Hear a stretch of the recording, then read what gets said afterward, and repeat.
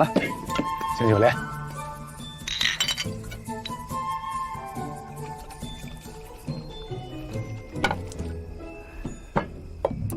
有啥筷子呀？不给你筷子，别拿手抓，这个鸡爪子这么不讲究。老娘子这手艺，哎，好吃吗？说这话也不脸红。步行学院啊，学了3年，到现在一顿饭都做不出来，要脸吗？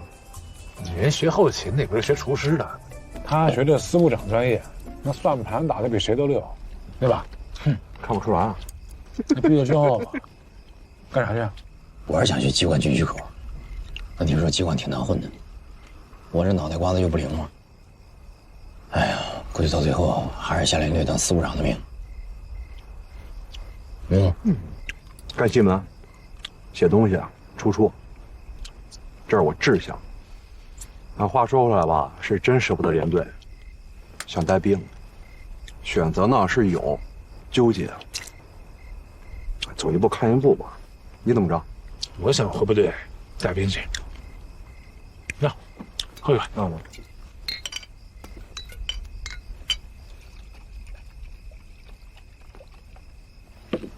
老姑去哪儿啊？他是条汉子。行了啊，别感慨了。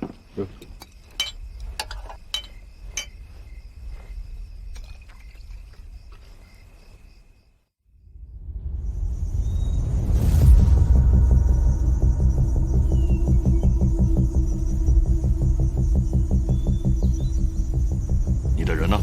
都在这20几平方公里范围内的林子里。藏得够严实的，一个都没发现。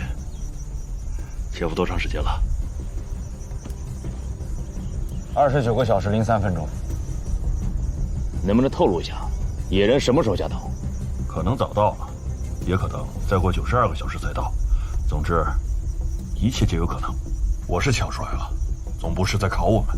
你手下那把小子要是失了手，院长、政委的脸都得掉进沟里，拾不起来。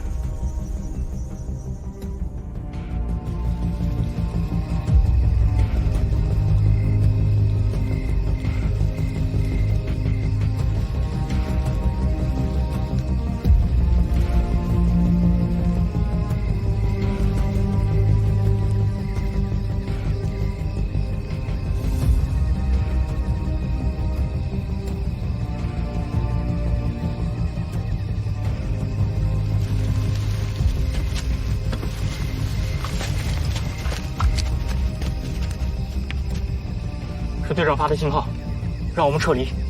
难道是野人让山那边兄弟给捕获了？肯定是3班干的，我们撤吧。这招够狠的，挑战你们极限的同时，给出了假信号。是谁发出的信号？我。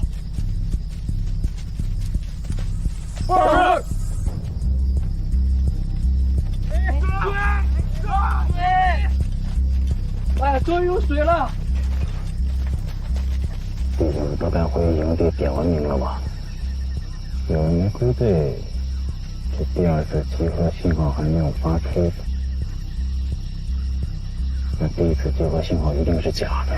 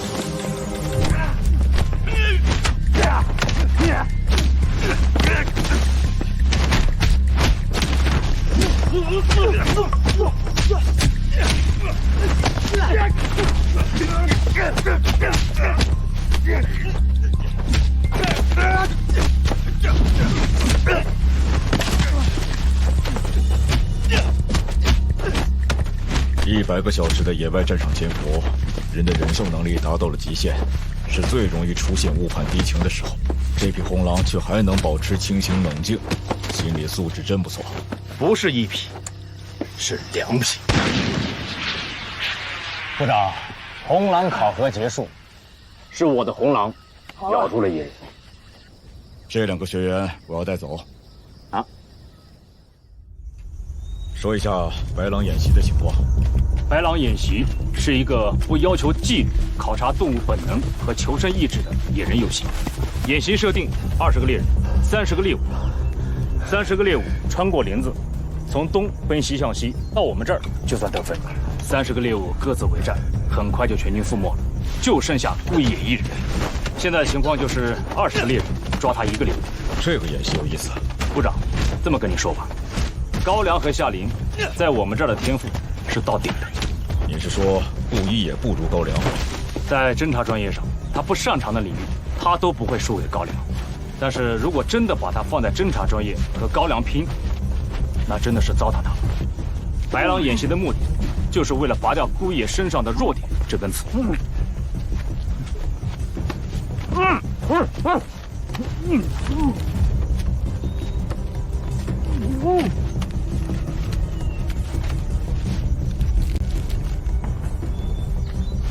总部的待遇就是不错啊，还有牛肉干，你们20多个人对付我1个，谁让你们一次次无限复活的？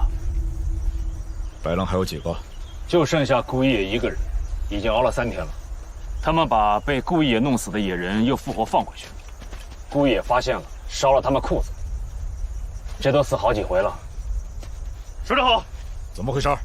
报告首长，那个小子，他说不带反复玩赖的。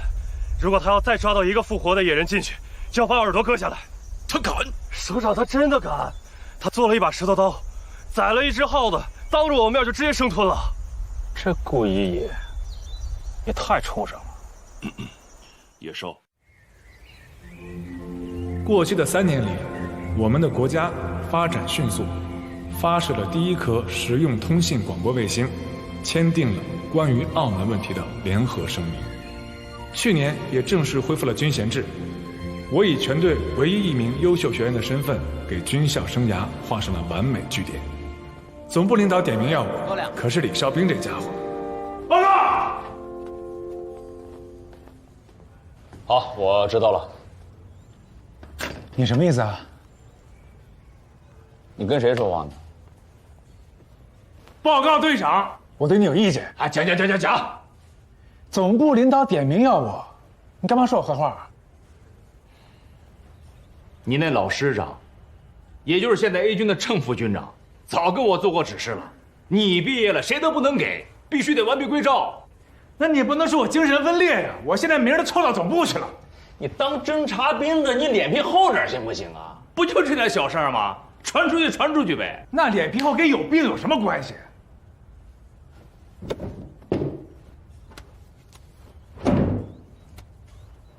优秀学员证书，全队就你1个。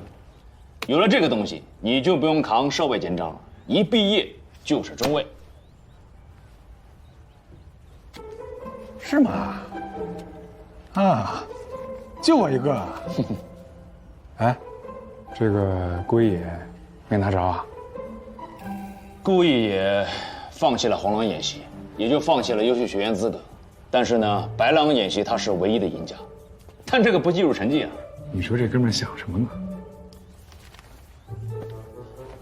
眼界不同，看到的世界就不一样。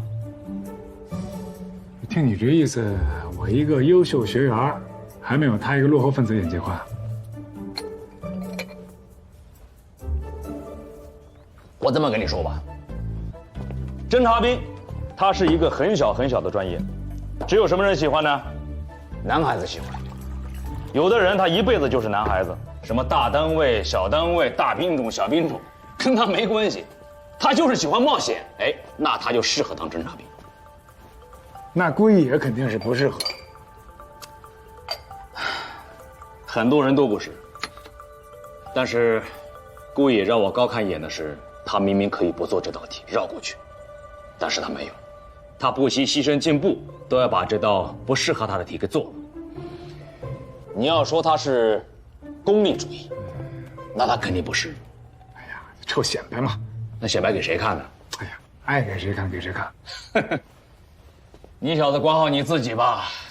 哎，今天晚上，咱们学院和通院联合搞一个毕业舞会。你小子要是没有女朋友的话，今晚是个机会。文正，高粱找过你吗？班长，你知道的，自从我被选为区队长之后啊，这学习啊、管理啊、校内校外的业务交流，还有拓展沟通，忙得我是连头发都没有时间去剪。假期呢，就是下部队去做技术服务，上高原、下海岛。我呀，几乎是把北边的边境线全走了一遍，虽然很辛苦，但是很充实。所以我很少去给你们做思想汇报，你可别怪我啊。有你这样的兵，我骄傲还来不及呢。恭喜你成为优秀学员，谢谢班长。所以啊，我也很少联系高粱他们。其实，高粱在你和顾烨分手的时候，找过我一次。他跟我说，他想公开的追求你。其实我知道，这是他拒绝我的方式。对不起啊，班长，这不是你的错。其实我一直都知道，我们俩不合适。我知道他的心一直都在你那儿。不过你了解我的性格，不管什么样的结果，我都要争取一下。高粱他一直都把我当姐姐，我认了这么一个弟弟，我一点都不吃亏。不过，文正，高粱是我见过最懂爱的男生，你和他，班长，我现在其实觉得，人的生活里面，不只是有爱情，还有别的，比如大于爱情的情感也同样美好，甚至更美好。你觉得吧？人呐，有时候挺贪婪的，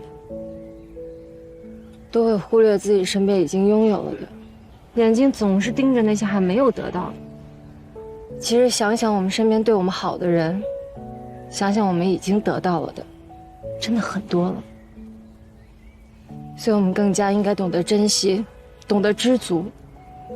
而且我们都是从战场上走下来的人，都是经历过生死的人。你说有什么比生命，比我们这份战友情更值得珍惜的呢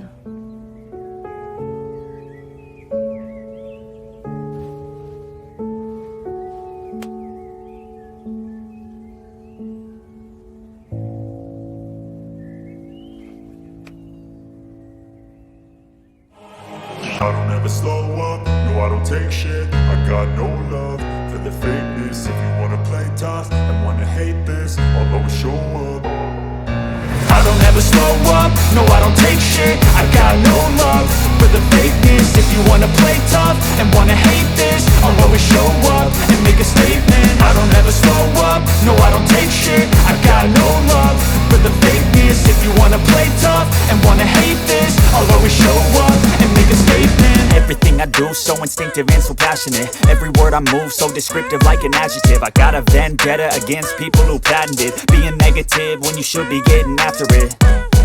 I got facts over tracks, this and that. Spitting slow, spitting fast. I could roast, I could gas. Think I'm okay at last, but I don't know if that can erase all the past. And the pettiness, a reflection of the emptiness. Hilarious, you think you're worth my time, you're delirious, mysterious.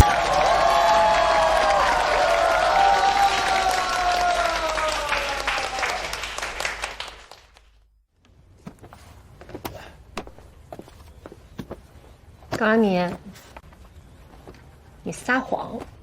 我撒什么谎了？你说要公开追求我的，我说过吗？你装，你再装，不承认罪加一等。我都听说了，你现在啊特别懂恋爱，特别懂怎么追女孩，帮着你们队里的男兵骗走我们通院不少女兵了。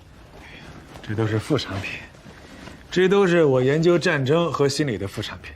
你把男女那点事儿看成一次目标明确的战争，啊，一个打，一个拉，一个攻，一个防，战略和技巧自然就浮现了。哎，我根本就不想了解这些，我好好一个孩子都学坏了。哦，那你有没有把这些手段用在我身上呀？如果可以的话，我想拿全世界的原子弹把你心给炸开。这事儿你知道吧？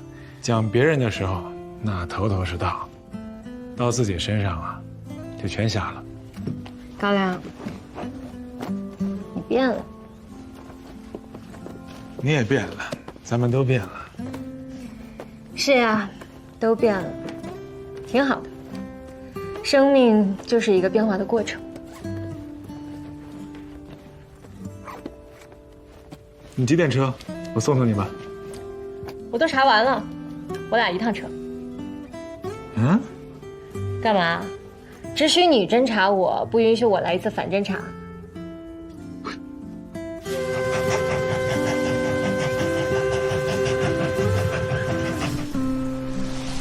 还记得5年前吗？记得。那枚伙伴费我到现在都一直珍藏。有些事啊，一辈子不会变。比如说呢？比如说，我喜欢一个叫江南征的女孩，永远不变。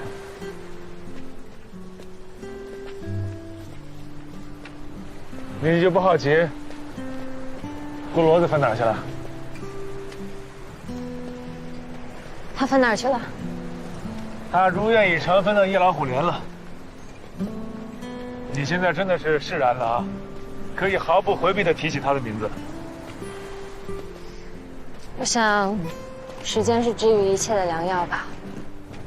南正，有件事儿，我觉得现在是时候告诉你了。顾一野当时跟你分手，其实不是他说的那个原因。当时是因为阿秀跟孩子。孩子？对，我们刚开学那会儿，顾一野去了一趟粤东。他去的时候发现张飞妈妈病重，孩子还小，阿秀一个人根本顶不住。其实他做出这种选择也非常煎熬，非常痛苦。我知道。你知道？真相就像一把利剑，只会划出薄薄的伤口；但是现实却像一把钝刀，一刀一刀割得人痛彻心扉。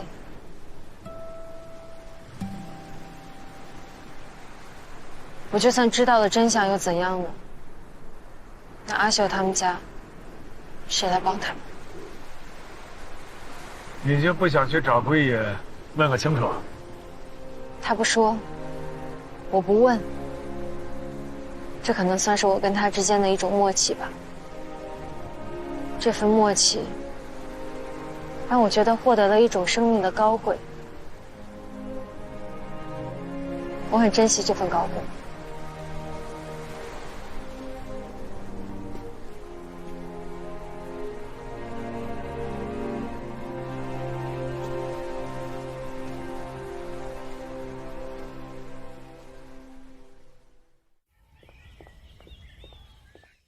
一个落后连队几起几落，一次次的从困境中崛起，带动了720团的建设。这个报告看上去很振奋人心呐。都是首长的培养，再加上我们赶上了一个好时代，我相信，经过这次力度空前的体制改革和精简整编，我们这支军队，特别是咱们 A 军，年轻多了。我这也没时间来向你表示祝贺。祝贺首长升任 A 军军长。宋建设，到。你找我有什么事啊？跟您要个人。谁啊？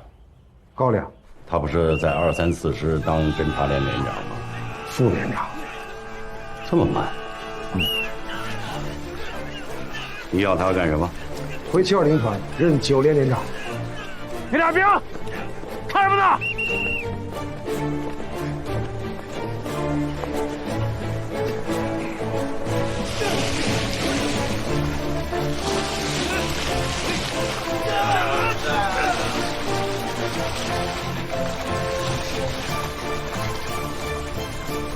身体加练。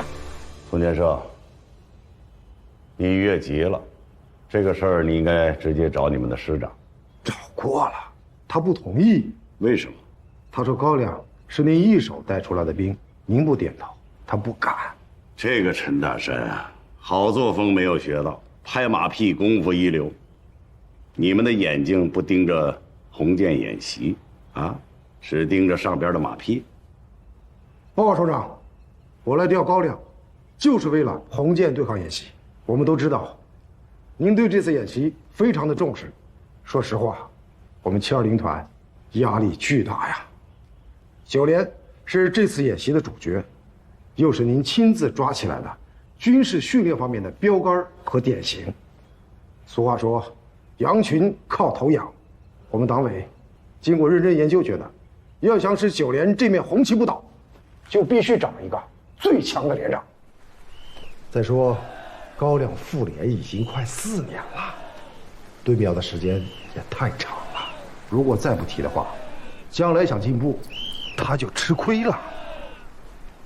主要是大家觉得，首长非常坚持原则，对身边的人吧管得很严，所以对高粱的提拔问题，谁也不敢提。这帮人聪明，他爱骂。宋建设，你这么一说，我要不让你把高粱带走，看来还真不行。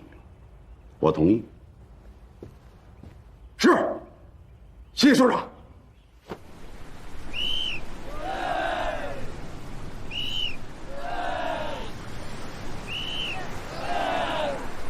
参谋长，走，带队训练。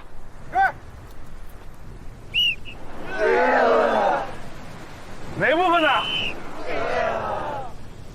装什么装，高粱花子？哎呦嘿，别跟我这样啊，我心里有人了。叫我江南征，虽然你比她漂亮点儿，但我不能对不起她呀。那2个兵，看什么呢？算你会说话。送给你。干什么呀？别闻了，没香味儿。这是我从永暑礁上带下来的，生命力顽强的小花，一见到太阳它就会开花，战士们都叫它太阳花。哎呀，那你说这不就我吗？给点阳光就灿烂，是吧？真是不行。哎，你见过军长了？老头消息比你灵，我下军岗就是他接的我。这个老同志真是不仗义啊！这消息都不通知我。行，等我当了首长之后，你的任何消息再也瞒不了我了。哟，你这是要进军区机关？机关没意思，我喜欢带兵，我准备回9连当连长。祝贺你啊，高连长！哎呀，这都没有办法，这军里的红箭演习马上要开始了，720实在是没人，这没办法把我找回去了。谁啊？宋建设，现在团长了。宋建设当团长了？暂时是代理的，等着这次演习结束之后服众呢。那你可得悠着点了，咱新兵连的时候没少给他添堵。那倒是。哎，顾骡子那边见了没有？没呢，没来得及。他怎么样啊？夜老虎连带得呱呱叫，但是跟阿秀还拖着呢，没结。为什么呀？张妈妈去世了，按他们老家的习俗，守孝3年，今年刚满啊。啊，好吧。跟我去连队坐一会儿，走。连长，加油！进来坐。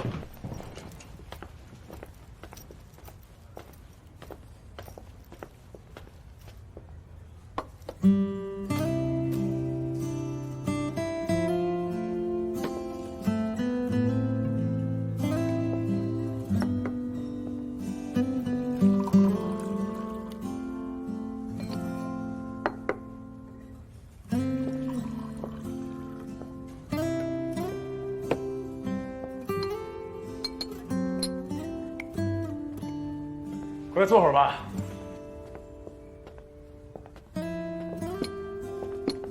副连长，要不把女处长留下来，一块吃个饭吧？对啊，加个菜吧。副连长，实在不行我出去给你买菜去。行了，没来够是不是？赶紧回去。一定留下来啊！我还挺喜欢基层连队的味道的。你呀，现在是军区大机关的首长，你来我们这儿，相当于来视察的，而且你学的专业是我军短板，你就是补齐这块短板的人才。哎，你们家人说话不累啊？累呀，你说点实在的。我记得我刚到通信连那会儿，不是练接线吗？没日没夜的练，吃饭睡觉闭着眼睛都不会接错。可是现在一套全自动系统下来，员工全都淘汰了。我不为自己悲哀，就是觉得有一种紧迫感，还有危机感。用郑老头的话说，沙漠风暴的录像，看一次起一次鸡皮疙瘩，看100次，就像是冬天的夜里面洗了100次冷水澡一样。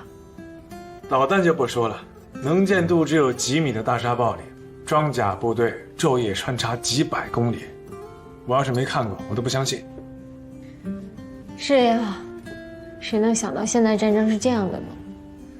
外军的发展比我们想象的要快得多，我国的军事科技发展落后的比我们想象还要多得多，不追不行啊。那你好好追你的科技，我追你。你别打岔，我说正经的。我没打岔，我说认真的。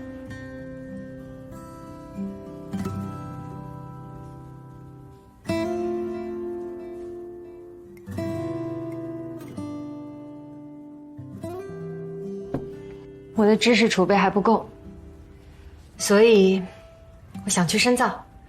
军区让我带着课题到国防科技大学去进修，好好补补计算机还有信息网络知识，更好的服务于部队，转化为战斗力，为你们基层啊做点实事。南征啊，你现在的视野和境界，真是让我肃然起敬。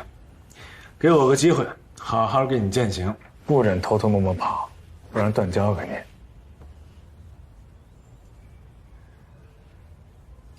高亮你，谢谢你对我这么好。哎，不是，你不需要去强迫自己接受什么。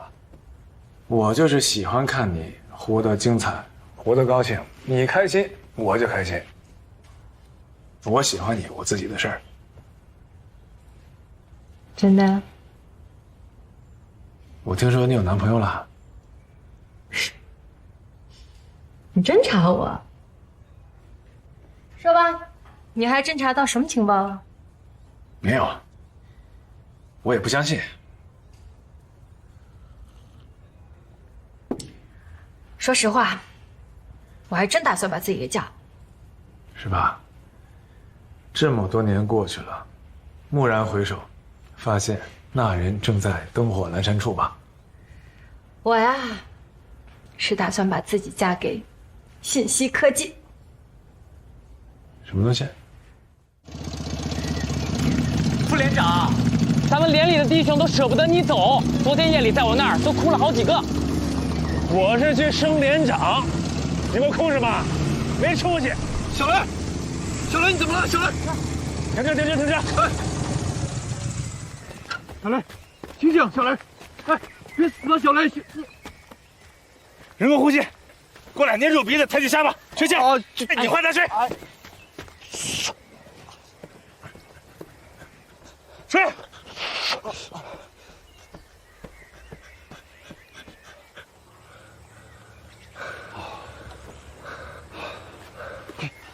小李，你们2个老九连的，是，在这干嘛呢？哦，我们被连里放假了，在钓鱼。给你放假了？放什么假？9连是先进连，我俩拳术和射击差，怕给连里拖后腿，一遇到有参观的，头就给我们放假，让我们上这儿钓鱼来了。是，你们头也是够笨的呀，把你俩调走不就完了吗？那舍不得，真舍不得。舍不得你会钓鱼啊？我俩入伍前都是校乒乓球队主力，我们连还指着我俩拿全团的乒乓球赛冠军呢。您是？我是你们的新连长。您是高连长。报告，进来。侦察连副连长高亮前来报道。请坐。是。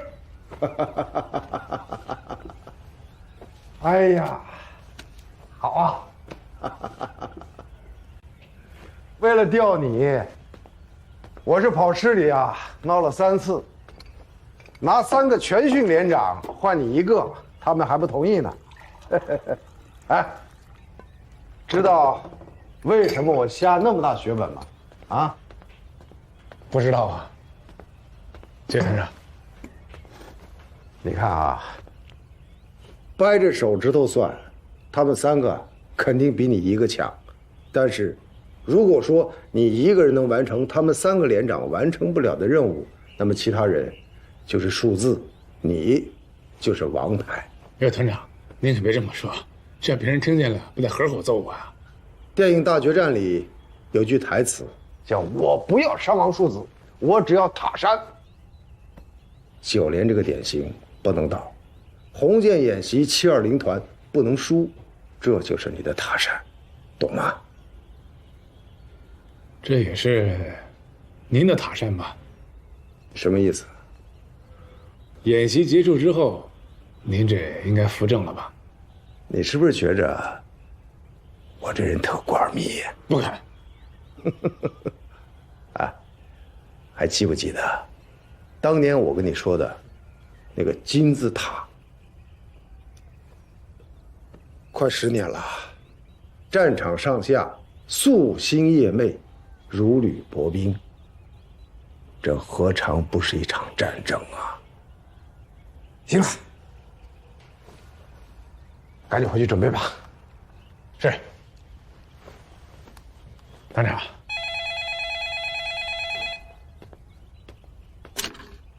喂，好，我马上到。走，郑军长来了，跟我去接驾。是。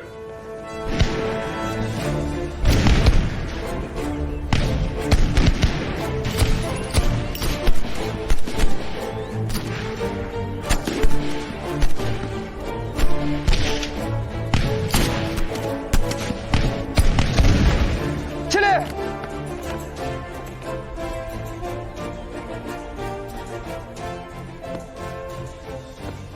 首长，这个代理3营长夏林以前是侦察兵出身，让他来抓射击啊，是把好手啊！别拿几个尖子兵来糊弄我，给我画名册。3营长，到！画名册。是。下1号射手，靠拢。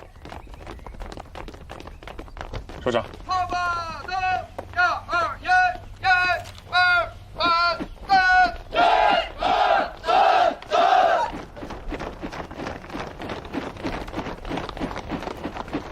列定，向左转，向右看齐，向前看。张兵到。王健到。首长。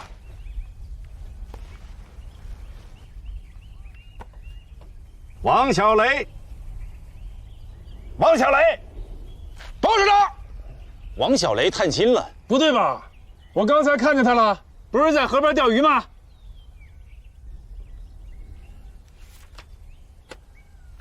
？3营长到，搞什么玩意儿你？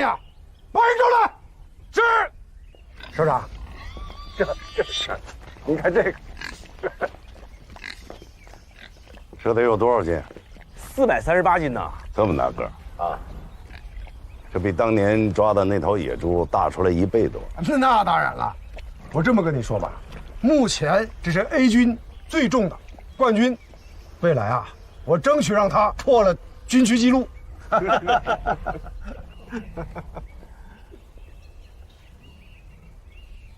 团长，首长想看看我们的弹药库。别替首长下手术。我就是这个意思，看看你们的弹药库。是。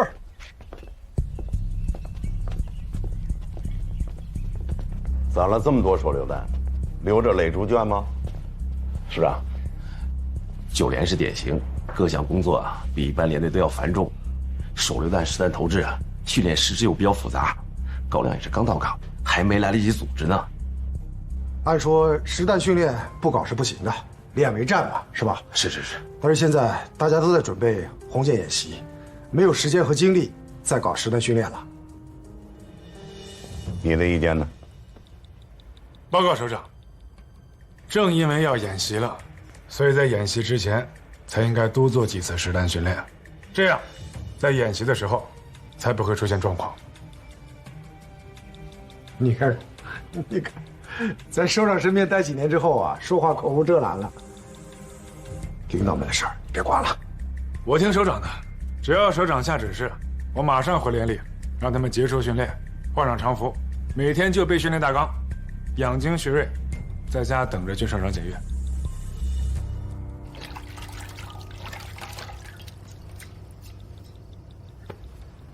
你今天第一天报道，为什么和自己的上司过不去？首长，我也不想给自己找麻烦，也不想吃苦头，我想讨好所有人。但是啊，这是野战部队啊，野战部队训练上弄虚作假，这哪一天枪阵打响了，我带着这样的部队上战场，那最后把9连全折上去，还是我这个连长吃亏啊。走。是。我发现一个问题，部队很多人都染上一种病，和平病。反正也不打仗了，没有危机感，整天表面光鲜就好了，那眼睛只盯着上级，不盯着战场上的敌人，无过就是功，这样的部队让人担忧啊。你也染上这样的病了？我没有，我有抗体。多少战火硝烟里几进几出的汉子都不能免疫，你凭什么这么说？一种流行病传播在人群里，没有任何症状，一部分人被感染了，但是没有感觉，可是机体的免疫力会越来越差，比如宋建设。而另一部分人有了抗体，反而过敏、酸痛、发热等一些患病的症状，比如你。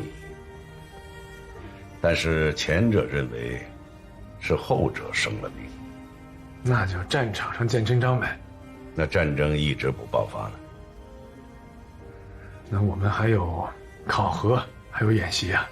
宋建设费尽了力气把你调回来，一是看你比武的成绩，名声在外了，可以让9连加分添彩；第二呢，是要死保住9连先进连队的这个面子。他对你不薄啊，你就这么报答他？首长，你是觉得我做得过分了？那是你的事情，我不管。但是我给你提一个要求，练不是为了看，而是为了战。像9连现在这样训练，根本不能指望这样的部队拉到战场上去打仗，那是要付出惨败的代价的。首长放心，在我这儿标准只有一条，仗怎么打，兵就怎么练，绝对不弄虚作假。要做好心理准备，我们的部队需要学会在暂时远离战场的时间和地点打一场远离战场的战争，这个战争比真正的战争更为艰巨。明白。行了，你回去吧。是。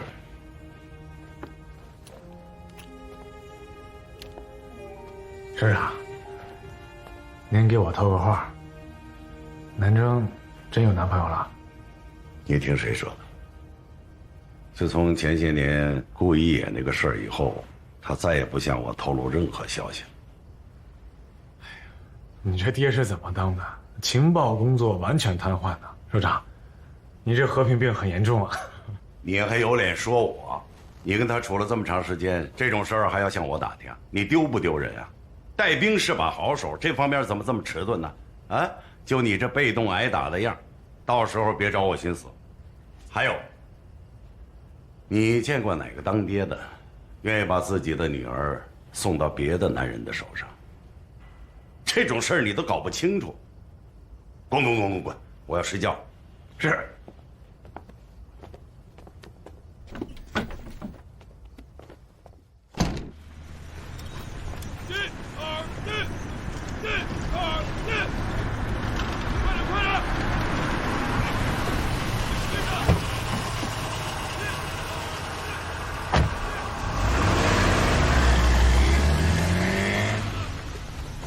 秦团长，你这兜了大圈子又杀回来了。戴团长，别说。烧饼啊，你小子不是在陆院当教员吗？学院哪有基层过瘾啊？一瓶三花，老师长给我开的绿灯。你小子就腐败吧啊！哎呀，还是700团划算呀！有了你这块烧饼，我也算是多了一盘好菜啊！你狭隘了，你怎么不说多了个高餐呢？老连长，